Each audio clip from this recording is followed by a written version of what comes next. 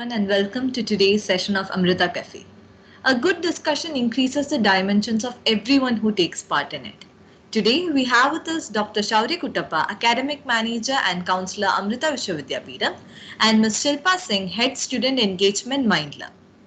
At Amrita Vishwavidyapeetham, we aspire to join hands with institutions, parents, and guardians to provide value based education and mold the character of the younger generation through a system of wholesome learning. Parents, teachers, and students are going through complexities during this pandemic situation. So, here we are with Amrita Cafe, where we aim to serve as a forum to table these challenges and explore the solutions to cope up with the current scenario. Now, without further ado, I would like to welcome the panelist, Ms. Shilpa Singh, to take the lead forward. Thank you so much, Nija. So kind of you. Thank you so much, Dr. Kuttappa, as well, for having me, and for Amrita Cafe for giving me the opportunity to speak to all the students today. It is my pleasure to be here and to speak to students and share some thoughts and ideas that I have learned over my years of work, and I hope that I'm able to answer questions if there are any, or be able to at least give you food for thought, so to speak.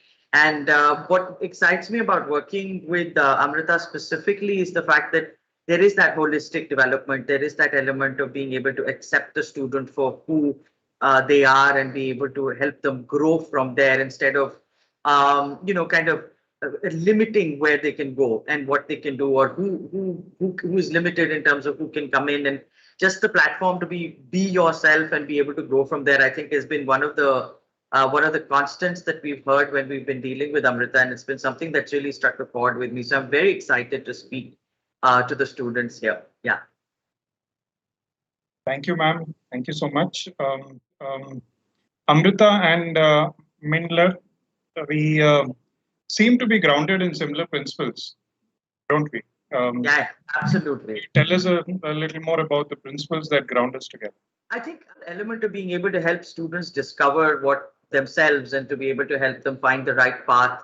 I think at Mindler, we're able to do that through our career counseling and through the elements of what we help students do, whether it's students in school or students in college, to be able to help them pick the right career choices, and to do it in a scientific manner, and to have it based on knowledge, on experts who are able to help specifically. And I think Amrita does that a great deal in that same process, whether it's looking at any school that you have, any form of teaching that you're doing. It's experts, it's scientific in a process, there is a system behind it. There is a assessments, and there's that constant learning, that constant growing. I think that's a lot of things that end up putting us on very similar value systems to be able to work together. So that's something I think we have a lot in common on, definitely. Ma'am. Thank you, ma'am. For those of us who are just joining in, welcome. In this capsule today, we are going to invest the next 30 minutes on looking at the skills for workplace success. A recorded version of this webinar will be available on the Amrita Cafe YouTube channel. We would love to have your queries also on the topic. You're welcome to share your perspectives as well for discussion as the session unfolds. Based on the time at hand, we will endeavor to include as many of these questions and thoughts that come in. Please do include your names as well. They say that the biggest communication problem is that we do not listen to understand. We listen to reply. Madam, what are the skills that matter most at the workplace? So the interesting thing is, when we talk about success, if we talk about our own success, or we talk about people who are successful, I would like everyone to just take a minute to think about someone that they think is a very successful person. And you'll probably get the image of a family member, maybe a parent or a sibling, or it could be a cousin, it could be a celebrity, it could be a business titan, it could be anyone. And you will immediately have that thought of, okay, that person is very successful.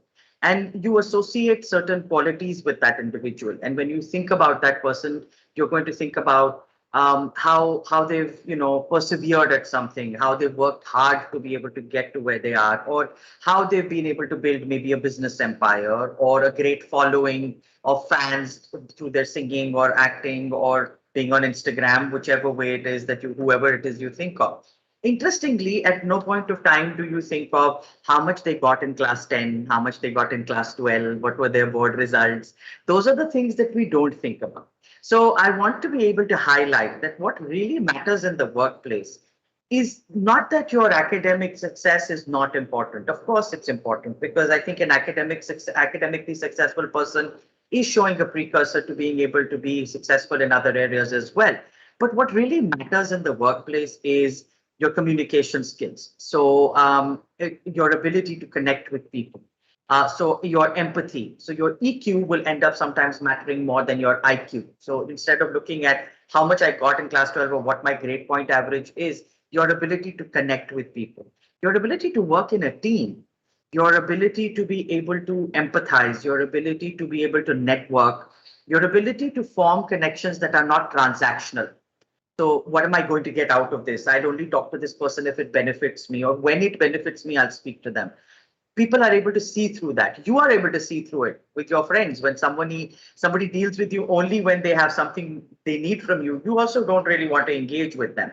So being able to communicate well, being able to empathize and be able to understand various viewpoints, which also inherently means challenging your own biases, challenging your own beliefs, being able to have your mind open to learning, your critical thinking, and your problem solving ability. So working with people, which will come under empathy, your communication, critical thinking, problem solving. This is what is really critical in the workplace. And people will pay you to be able to solve problems. Nobody pays anybody to restate a problem. Somebody comes and tells you this is a problem. You don't say yes, you are right. This is a problem, and they say, oh, here's 100 rupees. Well done. You've told me what the problem is. But they want solutions, right? So that's what you need to focus on and start working on building those elements of learning and growing and being able to challenge and build your critical thinking, connecting those dots, being able to think in the future, which way is this going to go? That is, I think, far, far more critical in the workplace than anything else. Very true. You mentioned something about EQ, ma'am. Could you elaborate a little on this? Certainly, emotional quotient. We've all heard it. We've all looked at the Daniel Goleman books, and he's been the pioneer. And it's been talked about before that, but he became the pioneer by going ahead and writing books on EQ and social quotient and emotional quotient. So, what does it really mean? Emotional quotient is not anything that's very weird or gray or I'll never be able to figure this out. Emotional quotient, I think, if the way I have learned it is simply this: are you okay with somebody treating you the way you would treat them? First and foremost, right? So empathy comes from being able to understand that, look, I wouldn't want to be spoken to like that. I wouldn't want to be treated like that. So be able to then keep your mind open. Everybody has different viewpoints. We come from different backgrounds. We have different families. We have different beliefs. We come from different walks of life. We've had different types of exposure. Being open to accepting other people for who they are and understanding that you can learn from them is one of the biggest elements of EQ. And also that whole element of being able to really, like Sir said right at the beginning, to listen to be able to listen, to really listen and understand instead of listen to reply. And which is what each one of us really wants to do. Well, let me get my answer and quickly, so everybody will think I'm the smartest person. I'll quickly answer it. Everybody will think I'm so intelligent. But really listen to what someone is saying to you. It could be a colleague, it could be a boss, it could be anything. And as you evolve and as you grow, you'll also be able to hear things that people aren't saying. You'll listen to their tone of voice. Maybe they're saying, I'm really excited about this, but they don't really seem very excited. So you can ask questions. And I think a large part of EQ that helps us build leadership is the ability to understand that, and this I think becomes difficult for a lot of people to understand, is you need to be able to ensure that with your growth, you're also helping others grow. So it's not a competition always. It's about being able to also help other people grow, which is a large part of EQ also. So yeah, I think I've given you my take on EQ. So that's the primary thing. And yes, ma'am. And I share your, I share the the amount of focus that EQ should actually get. But in today's world, for those out there who are seeking to get some more avenues to explore EQ and build on their EQ, where should they seek? Well, one way to be able to build EQ is try to be able to interact with people from different walks of life. Allow yourself to get involved in activities that are what would be considered social service. Connect with people and be able to give back in some way. So it could be something you're passionate about. It can be animals. It can be environment. It can be old people. It can be taking care of kids. It could be education. It could be whatever it is that makes you makes you happy or want you're passionate about. Engage with people from that area. Get involved in an activity or a society that does work with them. If you can't find one, start one. So you're able to kind of get your thoughts out there. Be open when somebody comes to you and says, I think this is how it is, or shares their idea about something, and your first reaction is, no, that's not how it is, that's not how I've been taught. Then you need to be able to stop yourself and say, wait, why did I say that? Okay, I've got to be able to listen to that perspective. And I think in a very easy manner, I think for us to be able to build that EQ and critical thinking together, always read or be exposed to multiple sources of news. So if you're getting news from one channel or a particular type of newspaper, pick up news from other channels and other newspapers as well. So you get both sides of the story. So you're able to then form your thought process and your understanding on something from understanding both sides of the story. And you come from a place of empathy. You come from a place of understanding and being able to say, okay, it may not be important to me, but this matters to the other person. So I need to listen from that place. And you could be looking at somebody going, why is this even important to you? Like, why are you getting worried about this? Why is this freaking you out? But for them, that's the most important thing, right? You wouldn't, if you were upset about something and somebody said, that's not important, you'd feel so horrible. You'd be like, but it matters to me, no? So that's what it is. So think about it. Like, if it matters to you, then somewhere something matters to the other person, and put yourself in that space. Being able to read authors, books by Daniel Goleman are really great. Be able to watch TED Talks. There are some amazing TED Talks on EQ. And it takes small incremental practice every day, and you're able to build it as you go forward. And I'm sure, I think the ethos of where your institute comes from, I think with Amrita, I think there is an inbuilt process of being able to look at it from that place.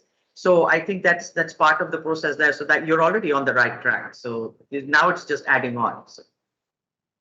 Thank you. Thank you, ma'am. Taking this forward, not not just limiting us to EQ alone. If we include everything else into this box that we call soft skills. Yeah. Soft skills these days get very little respect, but they can actually make or break a career, especially in the stage, where students are just getting into the zone where they are initiating their careers, beginning their journey at some point. So how important are academics versus these soft skills? So I would urge all of you to be able to check out a management, for lack of a better word, management guru by the name of Simon Sinek. Okay, and he's somebody I follow a great deal. I enjoy listening to him. I enjoy reading his books. And I think the thing is, when we look at soft skills, we say soft skills as assuming, therefore, that they matter less than earning money or being able to turn a profit. But remember, if they're human skills. If your team isn't happy, if you're not able to keep a team that's happy, you're not able to work well with a team, you're not able to communicate openly, you're not able to build trust within the team that you work with, where people don't think you'll be able to deliver or do your work, it doesn't matter how brilliant you are academically, you're not going to be able to get the work done because people won't want to work with you, or they'll say, no, it's very difficult to deal with him or her. I don't want to work with them. No. And so you'll have a problem going forward. So I think your academics matter. All right. It's not that the academics don't matter. Your knowledge, your subject knowledge, of course, matters. But I think importance is almost equal. If not, sometimes in times when where you're going to be away, it'll vary in the situation. But I think the human skills in terms of being able to build those are are extremely critical, and they're easy to build. And you've been building them since you were students, since in school, since you were children, and so it's just about ramping it up in that way. So academics matter, yes, and then in different scenarios, I think it'll end up becoming 60-40. So where there'll be times when academics will dump down to 40 and the human skills will come up even more. So they both, I can't say that, oh, acads don't matter at all, but both are equally important, and at different points in your life, you will push pull with different areas. So for sure, the human skills are critical for success in the workplace. Um, Ma'am, you mentioned Mr. Sinek, Simon Sinek, and as you were talking, I just recall this one idea which he used to share with which consisted of three circles, and it's sort of the way he connected it to the importance of thinking and building your thinking skills. Would you like to share light on? So stuff that Simon Sinek talks about is very interesting to be able to help you find out what you're passionate about, to be able to figure out why you want to do something. So one of his most amazing talks that I've listened to, there are two talks of his that I enjoy a great deal. I revisit them a lot. One is called Start With Why, which is being able to understand, why is it that you're doing something? The what and the how is separate, but first try and understand why you do something, to be able to identify what is it that you're passionate about. And I think, and another one that I enjoy a great deal is Leaders Eat Last, which is you have to be able to build that circle of trust. People have to be able to trust you, to see you in a leadership position, and to be able to place you in that. So they will communicate openly with you if people know that you have their back. Now, it could be your colleague, it could be your boss, it could be anything. If people know that you have their back, they're going to be able to trust you. And so therefore, when you grow into a leadership role, which by then means if you get paid more, nobody's going to grudge it. Nobody's going to say, oh, why should we pay that one more? Right? So nobody's going to feel bad about it. So that way, it's more about being able to look at why is it that you do what you do, and the fact that building trust and building those open communication lines is extremely important. So yeah, I would urge all the students to definitely check him out. And I mean, I don't want this to become a Simon Sinek endorsement session, but I enjoy his work a great deal. So if you get a chance, watch, but even better if you read. So if you're reading his books, even better. But if you're watching, yeah, by all means do that. So I think everybody learns from being able to learn from other people. So I enjoy doing that a great deal. Yeah. Yes, ma'am. Yes, ma'am. Very true. He very nicely connected his concept of the golden circle with the structure of the brain. Yeah. Top view of the brain. Again, ma'am, bringing us back to the box of soft skills that we are referring to, and with what's actually happening today, where we see a lot of migration from classroom education to online education. And though we hear a lot about how online is like a much wider tool that can support a lot of different aspects of learning. But I also heard somewhere, that the kind of collaboration and the kind of building a connect sort of a boost that the classroom used to give us, a year, 2 years back, somewhere is getting, somewhere is losing its focus. Your thoughts on this, ma'am? In person is always, in my opinion, better, right? Because you're able to see somebody, you're able to watch their body language, you're able to, there's so many cues that we get from people when we are not, when they're not speaking. So, and even when we're not speaking, we say a lot about ourselves. Yes, it has been an extremely challenging process to be able to be only in an online format, to be able to try and build connect, to be able to try and build collaboration. Sometimes with people who you never ever met in person, and you're trying to be able to have like a team spirit with somebody you've never ever met at all. I think if we do go forward, the hybrid models are going to be much better to look at, where you are doing at least some meeting in person and some you're doing because of safety reasons, online, and a lot more organizations moving to that pattern. It does take a hit, in my opinion. I think it does make a difference, and I think for that reason, the team as well as team leaders in the future, as well as whether it's in academic institutions or it's organizations like ours, where we're talking to students on a daily basis. We do have to put in like double time work to be able to form that connection, to spend more time talking, to spend more time connecting, and to spend more time talking about something other than work. So just having a conversation or a chat like this, like we're doing now, is a great way to be able to build connect, rather than just saying, okay, I'm going to come do a webinar, go away. That's a different thing. That feel you get with your professors also, or your teachers also. You're able to go up to them after the class and say, I didn't understand, or what did you think of this, or have you looked at this book? And they, in that chatting, they recommend, oh, look at this article, read this book. When I was in college, this happened. And that is also learning. That is that whole experiential learning process we do. And I think it's a tough situation that we're in right now, but it means just double time extra work for us to be able to create spaces where we will be able to collaborate online as well. And I think we might need to end up kind of rethinking how we do work.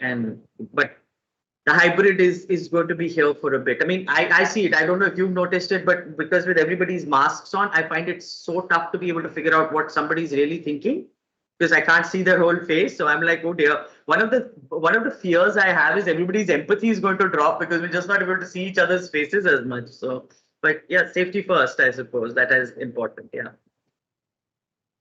Um, a little, I'd invite you, to give us a little more light on this idea of empathy, especially with focus at the target audience that we are addressing. The students who are just coming out fresh out of college and are in many ways still hunting for restrooms in new offices that they've just joined. So can you give us shed more light on the idea of empathy? Yes. So in the context of someone who's just starting to work or who's just gotten thrown into the work world, right? Whether you're going into an office or you're working from home, you have to treat both with the same amount of seriousness. So even if you're working from home, get up, get ready, just like you would be leaving for office. Put yourself in a room if you can, if you have the space. Eat your lunch at a particular time. Take a coffee break at a particular time if you're doing it from home, because you have to put yourself in mentally in that space. What does empathy mean here? The first and foremost thing, all the people who have joined with you or who are working with you are all in the same place as you are and all in the same boat. So everybody is equally confused, everybody's equally freaked out, and everybody's equally thinking, what have I done and who told me to start working? This is the most horrible thing on the planet, okay? Because for the first 6 months of when you start working, that's the only thought that goes through your head is, who told me I had to grow up and become an adult and do all of these things? This is rubbish. I want to go back to being in college because that was truly the best time of my life. And then everybody will turn around, and everybody who's in college is getting told, this is the best time of your life. And they're like, yeah, no, I want to start earning. And when you start working, you realize, no, that they were right. That was the best time. So this is hindsight talking also 2020. But the first 6 months is always rough. Here in this context, empathy means being able to understand that you need to be able to not put yourself in a space where you think you are competing against someone. Okay, if I do this, then that one will get ahead of me. And don't. Each one of you is on your own path. Each one of you is on your own journey.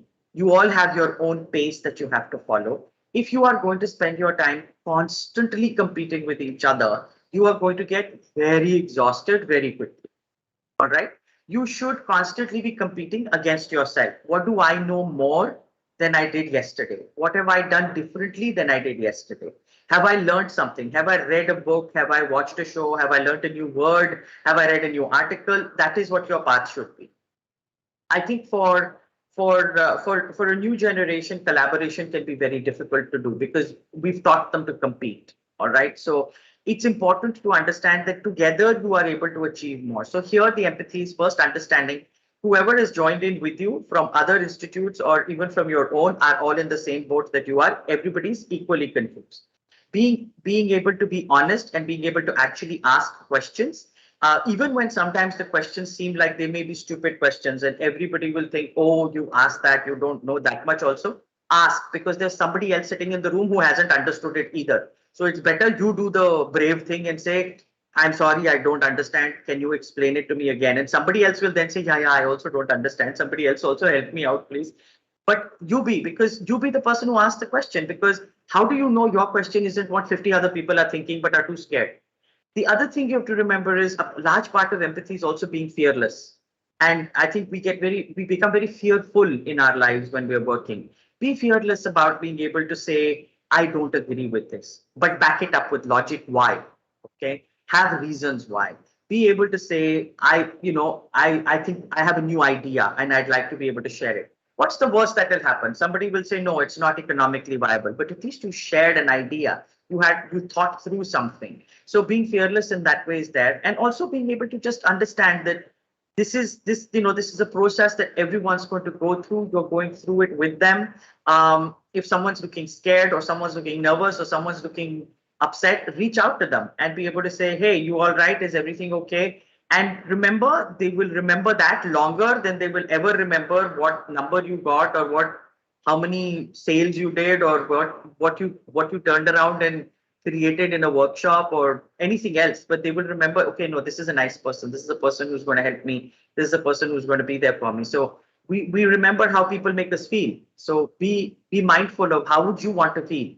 If you want to feel, helped, you want to feel safe, you want to be able to feel like you're supported, please provide that to other people as well. And that's the only way it comes back.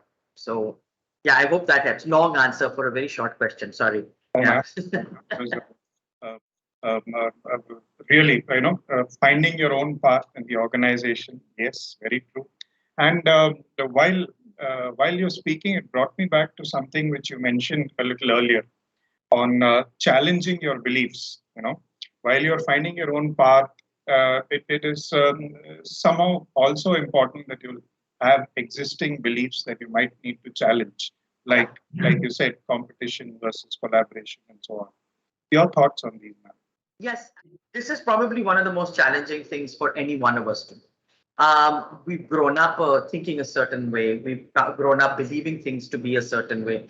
And a lot of us, wherever you find yourself thinking this is how it's always been done, or this is how it always is done, that's when you need to stop and say, whoa, hold on. What am I doing? Because if something's always been done a certain way, if we were all always thinking that something has to be done a certain way, there would have been no innovation, right? Also, if somebody comes up to you from a different walk of life, a different city, a different state, a different religion, a different background, and they have their own beliefs, your thought process can't be that's wrong, because they could look at you and say that's wrong. This doesn't make sense to me, right? So instead of us both being in that spot where we say that's wrong, but that's wrong, it's better to be able to say, okay, tell me about you. Tell me about what is it that you do. Oh, is that how you do it? And you will end up getting, and when you have an open conversation from a place of learning, without the, where you're not judging somebody saying, oh, you guys do that, oh, you guys say that. It's always much more open. People are willing to talk about their cultures or their beliefs and be able to challenge those. And whenever there is a space that you feel that, okay, I've got a bias. Do I have a bias on this? Am I biased about this? Am I using statements like XYZ always will do this, or these people always do that? This is always going to be like that. Wherever there's that word of always or never that comes into anything, you know that you're in trouble then. So that always and never shouldn't be there. Never in a conversation or in an argument, definitely not in an argument, because you give somebody a really wide area to be able to go, no, but I did that yesterday, and completely get you on logic. So, but when we're looking at challenging our biases, it's important to do that. One of the best ways to be able to challenge and be able to unlearn our biases is to be learning another language. When you pick up another language, you learn about another culture. So it's not just about ABCD. You actually learn about them. Why do they use certain words? What are their stories? A lot of our biases, a lot of our thoughts come from our stories. They come from our myths. They come from the storytelling that's been told to us. So when we're able to learn other people's stories, we're able to remove a lot of our biases. And it's, we're in 2021, literally anything is possible. So I think we need to be able to keep that in mind when we're approaching anything. So that's something that's. Thank you, ma'am. Very interesting. I heard you speak about innovation. Yeah. Mhm. Albert Einstein once said, education is not the learning of facts, but the training of the mind to think. So what are the ways for us to learn these skills? So you said that because I think unfortunately what does happen in and one of the major reasons I think I left corporate to be able to come to education was because the thinking was missing, right? And I'm so glad to be able to see more and more institutes that have come up like yours where thinking is important. And I think in the workplace, thinking is critical. So, how do you build thinking? How do you build critical thinking? First and foremost, you read as widely as you can. You learn from different sources. So, read fiction, read non-fiction, read articles, read newspapers, read different sources. Once you have a variety of inputs and you can talk about many different subjects, you automatically get more confident because you never feel like, oh, what if I'm in this group and what are they going to talk about? I won't know what to say. That will never happen, right? So your thinking skills will be there. And the minute you're reading a little bit and learning a little bit, you're more willing to listen to somebody who might be an expert. So your learning goes up from there as well. Being always able to look at both sides of an argument or being able to look at, okay, I believe A, B, and C. What could be the belief somebody else could have in this, which would be opposite to this? And that is one of the key elements of being able to do critical thinking. In case you want to, you can definitely. And now I'm so glad to be able to say this. There are some, online, there are a lot of courses that are available for basics of critical thinking, something that just challenges that thought process. Make a mind map, make a flow chart, write down points that are pro and con, for and against, like you were doing a debate. Think about it from that perspective to be able to build critical thinking. Because so then when you're doing problem solving, you can say, okay, we need to be able to solve problem A. We can look at it this way. What is it that somebody else could also look at? So there are two ways of being able to look at. Let's see which one makes most sense. Instead of saying, no, this is the only way we can solve this problem. You're able to look at the other side. You're able to think about what could be the downside of this, what could be the thing that could go wrong. And that makes a very big difference in being able to build thinking. But I'm a huge proponent of reading. I feel that reading is critical. If you don't like reading, listen to books. Okay, and you can still learn the same ways. You're not a huge reader. If you're not a reader or a listener, you're a watcher. Watch documentaries, watch movies from different genres, watch movies from different countries. You learn so much more that way as well. So as long as you're keeping your mind open to absorbing what's around you, you're bound to be successful. Uh, uh, we spoke a little about this word judgment, being judgmental a little while ago, and we are now looking at opposite beliefs. So, I mean the audience, the age that we are addressing, and when we interact with organizations that see the millennials, etc., coming into the organization. The one thing that really stands out is these two things, opposing beliefs and judgment. Your thoughts on this, man? I think I want to get a little clarity. Is this something that they feel that this generation is or isn't? This is a little bit no, more. Man, that's then I'm being judgmental. So the idea is that a lot of times, I mean, what I was trying to drive at is accepting an opposing belief is often not that easy, and it requires a different sort of a skill set. Yeah. No, it's tough. It's tough. Yes, so that's where I wanted our focus. See, we're told that nobody likes to think they're wrong, no? No, who wants to get up and say, I'm wrong, I'm wrong? No, I'm wrong, I'm wrong. Nobody gets up doing that. We automatically think we are right. And when we're thinking something. And so becoming judgy judgersons is really easy to be able to say, how can you think that I'm wrong? I'm perfect. How could you think I'm wrong? But being able to keep your mind open to think somebody else might have a different perspective. And whenever you feel that judgment mode come on, where you feel like, oh, but how could you think that? You also have to think and be able to look at it from the perspective of, okay, why has it caused me to have such a reaction to it? For one, like, what is it about this that I'm feeling differently about? Like, why am I actually embarrassed that somebody's pointed out that I have a different belief and I want to defend it? And so it's the embarrassment that's actually talking to me, or is it the fact that if you don't like to be told you're wrong, then ouch, it's going to be very painful for you, because there will be times you will be wrong. And it's better to be able to say, okay, maybe I don't know all the facts. But as a generation, I think this generation sometimes has been the least judgmental in terms of acceptance of people and being able to almost to the point of demanding acceptance, in the sense that you must. So that whole element of being able to be woke and be able to be mindful of everybody's differences has been something that I think I've been very happy to see, almost to the point of where you're like, you're judged if you're not woke. So please don't judge people who are not all woke. Your job is to then help them be woke. Okay, so but that acceptance is there. But truly do it. If you are being woke and you are being accepting, then really truly walk the talk, right? Then don't let that woke element. Well, being woke basically means what? Being accepting of multiple different viewpoints and opinions and diversity. Then truly allow that, because you will be working in highly, highly, highly diverse workplaces, different languages, different cultures, different orientations, different beliefs. Everything will be coming together to work for you. If you're going to say, I'm going to be woke, but selectively woke only about things that I like, then you're not really being woke. Then it's not going to fly. So the woke has to then apply to everything. So that's my critical thinking class and session and challenge for you. If you're woke everywhere. So that's how it goes. Ma'am, ma'am, ma'am, ma'am. I heard you mention mindfulness versus just being present. Yeah.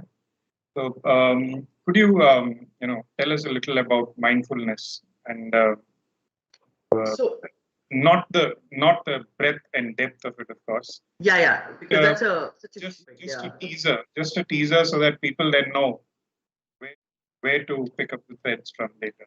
I think it goes empathy mode. I think the first element of mindfulness is just being aware that there is more. First, being aware of myself and my own emotions, and what is it that I'm thinking, and what is it that I'm feeling. And once you are aware of your own thoughts and emotions, that makes a big difference. And I think one of the things that at least I struggled with, and I will speak only for myself, is in the beginning for me, before you build this process of self-awareness. One of the toughest things is to be able to recognize that I feel something that may not be all nice. Like I can recognize I'm happy and I'm kind and I'm gentle and I'm all of these things, and I'll recognize that in me.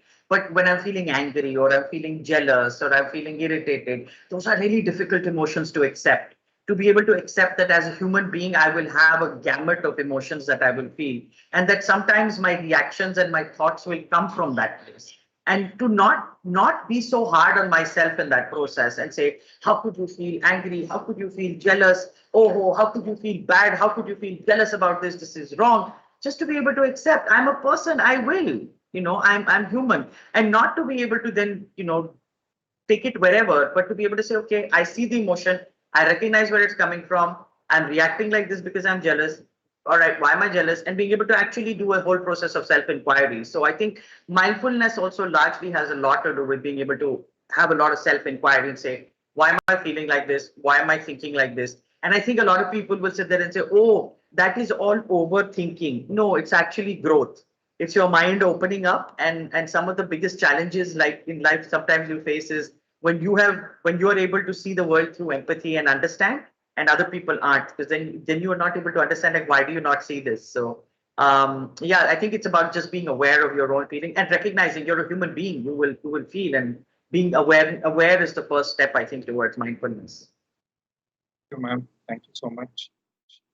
Just taking that thread forward, they say that confidence, self-confidence, is the only key to push through, an interview process or a selection process.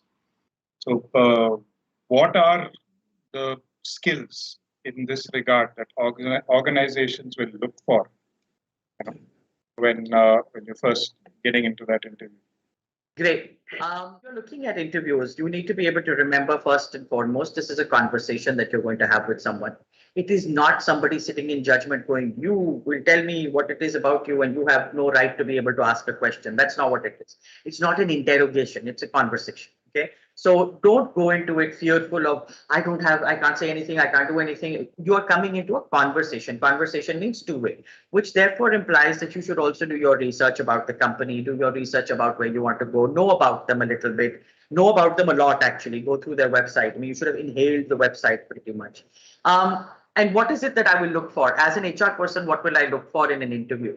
And I've spent a very large part of my career doing human resources, so I've done this. I will look for good communication skills, somebody who is able to express themselves clearly. All right.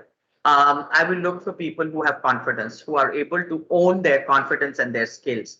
Remember, if you are getting shortlisted for an interview, you have skills and talents you bring to the table also, which is why you got shortlisted. It is the simple thing. You can't deny that. There is something that was written in your resume that helped someone say, this one, I want to talk to this one, right? So own that. Be able to talk about yourself, be able to showcase your critical thinking or your general awareness. So reading the newspaper, knowing what's happening in the world. You shouldn't have to be able to, like if somebody says there is a crisis in your part of the world, how do you think it's impacting Indian policy? You can't sit down and say, what is happening? What? Afghanistan? Oh, what is happening in Afghanistan? You can't be, not aware of what's going on in the world. So read the newspapers, be aware. So I will look for communication skills. Any interviewer will look for good communication skills. They will look for general awareness, the ability to know what's going on in the world. They will look for the ability for someone to think critically. So if we were to be able to have 100% vaccination by time, what do you think will be the impact? Think about something, be able to think through it. The other element is multidisciplinary. Don't be confined only to your area. So if you're in a school of engineering student, doesn't mean you don't need to know what's happening in the world of business. Doesn't mean you don't need to know what's happening in the world of medicine. Doesn't mean you don't need to know what's happening with engineering and robotics, with medicine, or with anything else also. So that overall understanding that we are all connected, all the areas are connected. I will look for that. I've definitely looked for confidence. I look for strong body language, the ability to be able to make eye contact, to be able to own your strengths and your skills. So those are the things I will definitely look for someone when I'm interviewing them. And if I'm asking them a subject matter question, then obviously subject matter knowledge of what happens when you do this. So it could be a technical question. So revise what it is you've learned, and know your basics, know your fundamentals, and be able to think. And always, whatever industry you work in, have an understanding of what the future projection of that industry is. Like in 5 years, where do you think it will be? And use your imagination for that. So and use knowledge for that. Read about it also. So those are aspects that will matter a lot in an interview. Thank you, ma'am. Thank you so much. So much. Really, really a pleasure having a chat. As mentioned earlier, just before we close, as we mentioned earlier, Amrita Café aims at serving as a forum, table challenges and explore solutions. Please do write to us at Amrita Café. Contact details have been made available. We would love to hear from you on areas that may be included in forthcoming sessions of Amrita Café, where we aim to provide insightful information, usher transparency in and around education. Nijat, I hand it over back to you. Please help us close. Thank you so much. I would like to close this forum by thanking all of you for your presence. Thank you, Shilpa ma'am and Chauri sir, for being with us today at Amrita Cafe to share your insights. And I would also like to highlight the effort of the team behind Amrita Cafe, Megha, Sakshi, Kiran, and Romi, who have made things possible and as seamless as possible today. Thank you so much. We'll see you for another session for Amrita Cafe. Thank you, everyone. Thank you. So much.